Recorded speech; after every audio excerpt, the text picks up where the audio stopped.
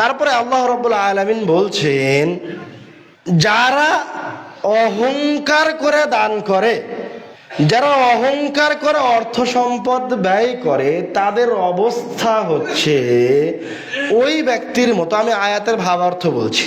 তাদের অবস্থা হচ্ছে ওই ব্যক্তির মতো যেই ব্যক্তি একটা পাথরের উপরে কিছু ধুলা বালি বা মাটি নিয়ে এসে রাখলো, এই মনে করে যে একটু পরে ওই জায়গায় একটা চারা লাগাবে।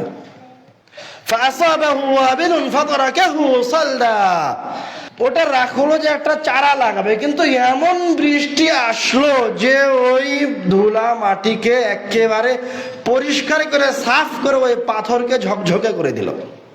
আল্লাহ রাব্বুল আলামিন বলছেন যে তোমার অন্তরে যদি বিন্দু পরিমাণ অহংকার থাকে, তাহলে তোমার দানটা কেমন?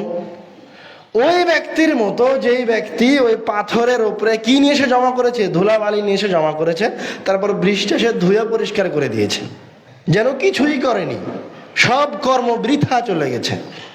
আমি এই জায়গায় বলতে চাই, আপনি মসজিদে 5 লক্ষ টাকা দান করেছেন বুঝলাম, কিন্তু মাইকে ঘোষণা দিয়ে আপনি কি প্রমাণ করতে চান? আপনি মসজিদ নির্মাণ করেছেন, মাদ্রাসা নির্মাণ করেছেন বুঝলাম, কিন্তু আপনি জনসম্মুখে বলে কি ঘোষণা করতে চান? আপনি যখন এখানে ঘোষণা করলেন এত টাকা দান করেছেন, তারপর আপনি বুক ফুলে হেঁটে যাচ্ছেন, আমি আজকে 1 কোটি টাকা দান করেছি। ওই 1 কোটি টাকা আপনার পকেট থেকে এমনি বের হয়ে গেছে, তাও কোনো কাজে আসবে না। এই পন্থা পরিহার করুন। 1, যার কারণে দান নষ্ট হয়ে যায়, সেটা হচ্ছে যাকে দান করছেন তাকে খোঁটা দিলে, কষ্ট দিলে।